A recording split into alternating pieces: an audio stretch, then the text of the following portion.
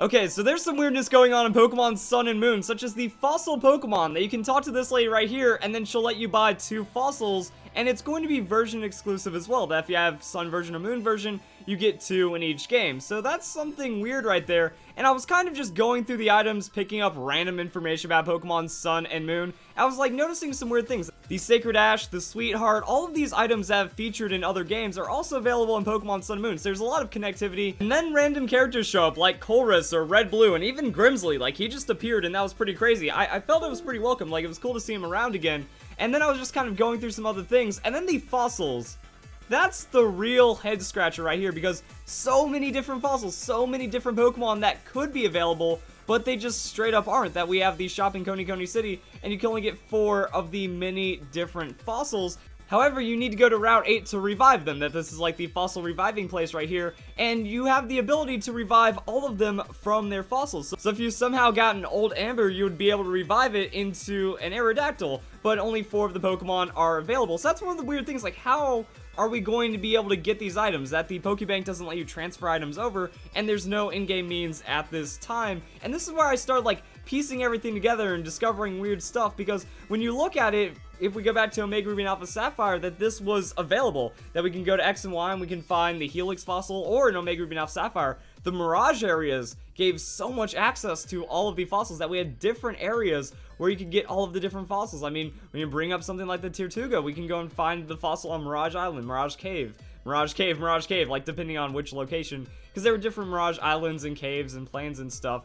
And once you had the correct Mirage area, it was pretty easy. You just did Rock Smash, and then you could find even multiples of them pretty effectively. But when we look at it, there are still version exclusives. There were just more that were available in previous Pokemon games, and between X and Y and Omega Ruby and Alpha Sapphire, we had access to all of the fossil Pokemon. So that leads to the question of what are we going to do in Pokemon Sun and Moon, and how's the legality of these Pokemon going to be explored? Like, I could understand if you could only go to Route 8 and only revive the fossils that are in game, because the Pokebank is going to kind of patch all that up, that we can get X, Y, Omega Ruby and Alpha Sapphire, we have access to all the fossils, and then we just breed them in the 7th generation. That's how they're going to be carried over. But the fact that they can be revived is what's really blowing my mind, and the Global Link is the first thing I thought, because when we were looking back at the other Global Link, you know, for 6th generation, we had Pokemiles, so we could cash in Pokemiles, we could play games, and we can get items, and this is how we got items like the Custat Berry, that we were able to get the Custat Berry by playing the various features of the game. So as you can see right here, can be obtained through the Pokédoll Grabber attraction, and you just played attractions for the Pokemon Club,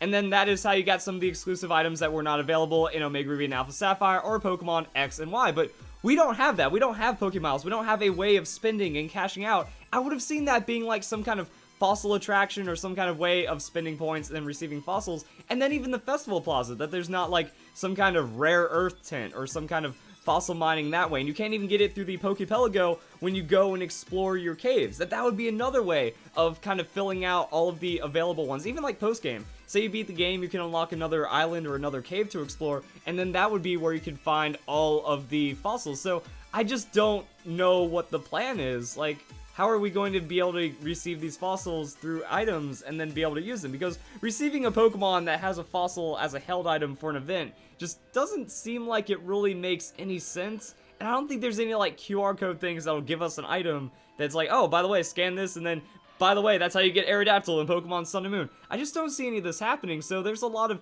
interesting things going on right there. But also, talking about the Pokemon Club and the Custat Berry, yeah, how are we going to get the Custat Berry as well? That we don't have Pokemiles, we don't have any of these other really weird berries that eventually became available. Like, we can also go and look at something like the Jaboca Berry, that the Jaboca Berry was available in the 6th generation. Now, it's not as usable, and same with the Roat Berry, but the Custat Berry, a lot of Pokemon really like using this item, because if you drop down below a quarter of your hit points, or half your hit points if you're Gluttony Pokemon, you're able to have the Quick Claw effect the next turn, and a lot of Pokemon make use of that. You know, first turn they sit up, then if it's a slow Pokemon, it just goes for Explosion, or it gets an insane amount of damage, like Belly Drum combos. We saw Snorlax, you know, just like Belly Drum, Custat Berry, Explosion, or Belly Drum, Custat Berry into some kind of damaging move, and then you have like Heal Pulse on an ally or something, and there were some really sick combos, but until the Custat Berry becomes available, all of these strategies are just not going to be possible.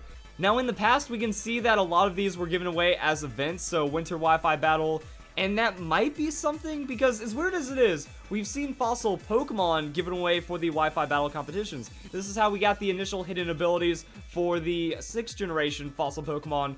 So are they just going to give us those items instead, that like as a part of our mystery gift? I think that that's going to be the best way of doing it. That as a part of mystery gift, we can receive the Custap area, that we can receive some of these fossils, then we can go and revive them ourselves, but it doesn't make sense since we've actually gotten the whole Pokemon with the hidden abilities in the past as well. Also, there's all the hidden abilities of the island transfer Pokemon, and just some other loose ends that I'm not really sure where Pokemon is going to go with this. Like the freaking empty plots of land. There's one in every city that you can roll around, you can see that there's things going on. There's Machamp here, like, the buildings, they're about to be built, something's going down. You can even talk to this guy right here. Like, this is what got me. Well, I talked to this guy, he said, I don't know what'll be going on here, but at least we've compacted the soil with a good bulldoze, and you could go to any city and you'll find some kind of land, and pretty much that's the only guy that's saying, like, oh yeah, there's something going to be here, but let's go on over to Malay City, because that one does kind of stand out a bit, and it's weird. When you go to these places, they seem like businesses, they're shops, that these are cities, so the likelihood of them being houses or something customizable seems fairly low, just because of the placement and the location of them. And the question is, like, what is the point to them? You can even see building materials in half of these places, like, yeah, something's ready to be built, and for some reason, Magnemite and Poliwhirl are just checking out the construction right now. Yeah, when we go into these buildings, they're not traditionally houses. Well, actually, I guess some of them are houses, like Malaya City. We can't go in this place. So maybe that's more of a private home. And then that does leave the questions that is this going to be a plot of land that we can customize, or is this just going to be something like a gym for every city? But then we look at what was going on with all of the island trials and stuff. That doesn't make any sense to kind of rewrite everything the Alola region has done. The Alola region is about culture, it's about tradition, it's about the kahunas, it's about the island trials, it's about the captains, it's about, this is like you're becoming of age, this is your rite of passage. Just kind of slapping gyms in that, it seems too, I wouldn't say modern, but it seems too much like the rest of the Pokemon world for the Alola region to even want to adapt to that. Like, they just started building a Pokemon League, but I don't think that means, oh, they built a Pokemon League, now we go back to all the cities and we run through all the gyms and stuff. It does, I guess it could kind of work, because we kind of had that in the 2nd generation by going from Johto, beating the league, Kanto, and then going back. But I don't think they'd try to do something that different for Pokemon Sun and Moon, because the island trials are already different enough. Then the next question is if this is going to be for the sequel version, which is looking to be on the Switch. So the Switch has already had confirmed new features, and this could be one of them, and I guess it can make sense that if we look at games like Diamond and Pearl into Platinum, yeah, and we have this is a cleared out space. There's still a tree here. It's not fully developed and ready to have something built, but it just kind of shows that there are specific plots of land. Oh wait, what does this girl say? Tapu Village. Yeah, she just talks about the village while looking at this plot of land. But when we look at it, Diamond Pearl into Platinum, Black and White into Black and White 2, there was a time difference. There was a lot of changes to the region, so maybe we pop into the Switch version and then we discover what's going to happen with these. But I want to know now, like, the mystery is just too much for me to handle. And then that leads to the next and maybe last question. What about the 4th generation remake? Well, I don't know. I definitely think it's possible. I feel like there's probably one on the way at some point, but I don't think it's as big as people are talking about. Like, yo, Sinnoh remakes, those are next. We already had, we've had Fire Red, Leaf Green, we had Heart Gold, Soul Silver, Omega Green, Alpha Sapphire. We're going to get the 4th generation remakes immediately.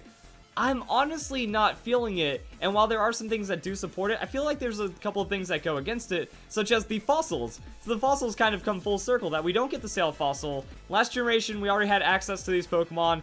I think that's fair game. However, 2 of the fossils that we get access to are the Skull Fossil and the Armor Fossil. I think it would be a lot better for 4th generation conspiracy theories if all of the fossils were available except for the 4th and 6th generation ones, because it's like, oh, then we just hop back over to the Sinnoh region, and that's where we're going to be able to find this, and then we can kind of tie in the 6th generation in a way like that. Also, what about new Mega Pokemon? That we know that Mega Flygon was up for consideration, that there's interviews with Game Freak talking about, yeah, we wanted to do Mega Flygon, but the design didn't come through before we finished the game. So, is Flygon? What about Johto Pokemon? What about future Alolan forms or different variations or, like, branches of older Pokemon? How is all that going to play out? Like, the mysteries of Pokemon Sun and Moon. Every time we got new news before the game came out, something is like, okay, what does this even mean? And now that we're getting news, now that we're getting all this information, we can still look in Pokemon Sun and Moon and say, okay, there's some weird things that don't make a lot of sense. Like, if it wasn't for Route 8, Like, if Route 8 wasn't able to, like, if you could just say, oh, cash in this one fossil that you already find, and we're good to go. But if you hack in the items, well, then that's a way of obtaining these fossil Pokemon. So you can use all of the items that aren't even available in the game. So how is all of this going to come out? Is that going to be in the sequel version? Are there going to be even more expansions upon the Alola region that we might not even know about? Game Freak broke the mold this generation, and they kind of showed they're going to do anything. You know, we didn't get an X and Y sequel version. There was no Z version. There was nothing similar. We went Omega Ruby and Alpha Sapphire, so we went remake, new generation, and I think that means, you know, Pokemon's not really set to any standard. They don't have to do the same exact thing overall, that they can kind of break the mold, that we don't have gyms anymore. So, yeah, anything's up for grabs. Maybe we don't get a 4th generation remake for a very long time. Maybe we do get all these new game features. Maybe they just start patching in items or something. I would like to see some patching. I would like to see something to keep the relevance of Pokemon Sun and Moon. And then we also go back to the lack of Pokemiles. Is there going to be a system that replaces that in future generations? So I think Festival Coins kind of did the job. There's no interconnectivity. It's not like you can go and blow some Festival Coins on the global link, or you don't gain any passive points. Like, the weird thing about Pokemiles is that after trading, after Wonder Trading, after walking around the game, you just be like, oh, now I can grab a ton of Heart Scales, but you can actually buy Heart Scales in Pokemon Sun and Moon now. So whatever is going on in Pokemon Sun and Moon, we still have a few things to find out, and then maybe things will get exciting, maybe there'll be some tie-ins to other generations. You know, who knows what's going on after everything we've seen. It's been absolutely insane. I've loved most of what Pokemon Sun and Moon has done, and I like the idea.